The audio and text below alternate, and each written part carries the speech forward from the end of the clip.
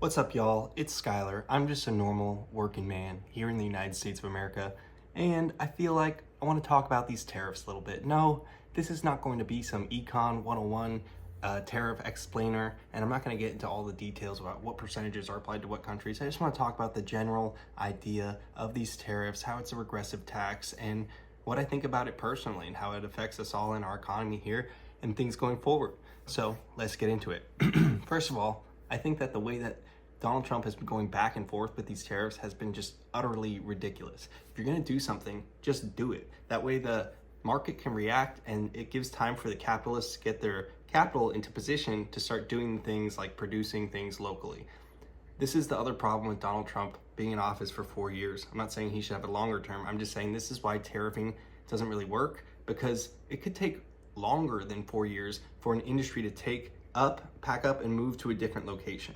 So if these tariffs are constantly changing, and or if we don't know that they're going to stay in effect longer than the 4 years of Donald Trump's presidency, praise God that it's only 4 years, then it doesn't give time for the capitalists to move their stuff into position to start producing things locally so that you can have a tariff economy and not be totally screwing your workers.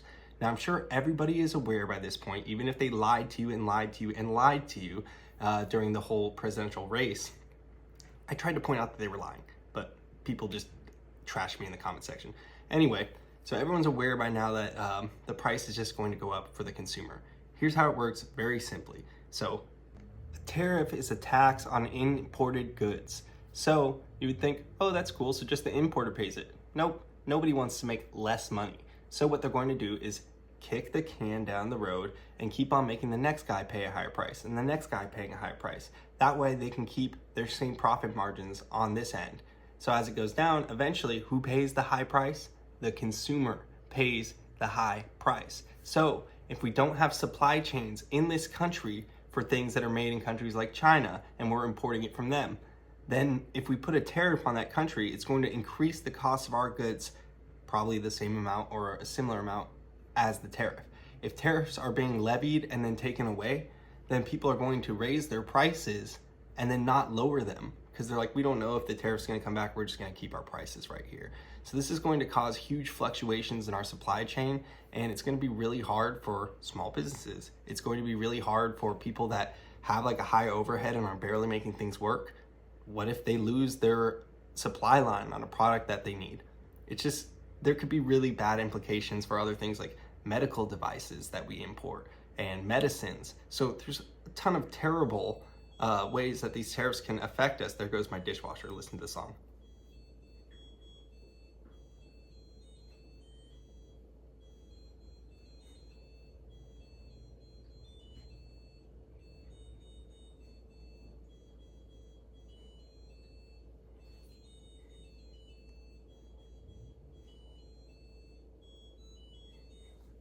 Okay, sorry about that. It's just the most epic dishwasher sound that I've ever heard. I mean, it's a little bit over the top and you can't turn it off, but there's like a Beethoven inside that Samsung right there.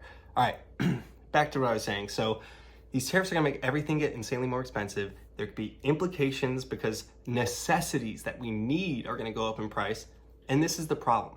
The reason why this is a tax on everybody and why it's a regressive tax. A progressive tax would increase as you had more money to pay, you would pay a little bit more money, right?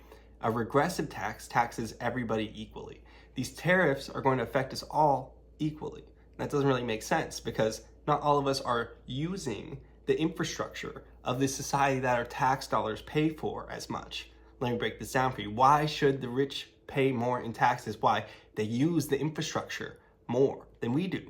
They literally wear the roads down with their logistics, with their trucks, with their employees commuting to and from work. You could say that the employee does that in order to make their little bit of capital, but not really. They're also making capital for their boss. So all of this stuff comes into play where the capitalists are consuming the most and they're using the infrastructure of our tax dollars the most.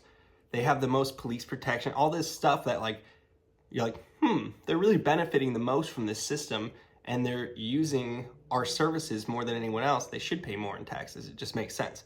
Now, let's break this down as well. Something about the rich and their tax and their money. So some states have done kind of like a debt buyback program. If you ever are aware of the way that some loan consolidations work, they'll take like $100,000 that you owe and they'll negotiate with the person that you owe the money to make it so you only have to pay like $20,000. But then they take a piece.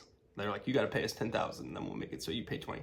So that's how they make their money. But like, you can actually negotiate debts down a considerable amount. They've done this in a couple of states, I believe Arizona and Connecticut, where the state government has negotiated settlements with the health insurance companies to bring the cost down exponentially and pay off people's medical debt in that state. We're about $220 billion in medical debt here in the United States. Last I checked, it's probably considerably more now, but around that number, right? So if you were to do a similar type negotiation for this debt loan consolidations thing, making it a little bit smaller and negotiating the price down with the insurance companies, you could pay off the whole entire country's medical debt for like $10 billion. And that's a high number. It's more like 6, actually, if you got a good negotiation, but it's like $10 billion. So now let's think about this. These rich losers at the top say, oh, we need this money, oh, we do this, that, oh, we're gonna help you by being philanthropists. Bull. You literally have just lost more money in stocks than it would have cost you to just buy everybody's medical debt in the whole entire country. You guys not see how ridiculous and kind of silly this is? So while they're crashing the economy, while they're playing this weird game with tariffs that doesn't even make sense, and that is not to say that tariffs cannot serve a purpose and have a benefit. You just need to have your supply lines in play, and you also usually need to have state sponsorship to invest in these industries to get them going. But yeah, we're setting things up to be more expensive for everybody. We're giving people less opportunities. We're not even giving the capitalists, those greedy little piggies, the opportunities to move their stuff into the right positions to continue to produce things locally. So this just seems ridiculous. And of all the things that I thought Trump was going to do, I thought he was going to make things worse with Israel, Gaza, and it seems like he is making things worse with that. I thought he was going to lower the taxes on the wealthy and pretty much keep them the same for everyone else. It seems like that's going to happen. I knew there'd be some weird, terrible stuff with immigration and racism. That's happening. But what I didn't expect was that big businessman Donald Trump was going to be like, oh, let's just crash the economy. It's like, that took me a little bit by surprise. So I will say I'm a little bit shocked by the state of this weird tariff game. And even the fact that they're like, these tariffs, no, they're not going away. And then like 2 days later, they're like, well, people were being panicans and I'm a panican, so I'm taking the tariffs away. It's like, what? This is nonsense. It really is nonsense. It's crazy. And so I just want everyone to know, like, this is not the way we should be operating. I'm here with you. I feel you. If you have a good argument for why we should have the tariffs exactly the way that Donald Trump's doing them, and don't you dare mention the art of the deal in the comment section. Please put it in the comment section. Tell me what's actually going on that's going to benefit us. All right? Because this just doesn't make sense. I see why everybody's freaking out about it. It's just illogical. So if anyone has an explanation, please feel free to enlighten us in the comments. But for everyone else, I'm here with you.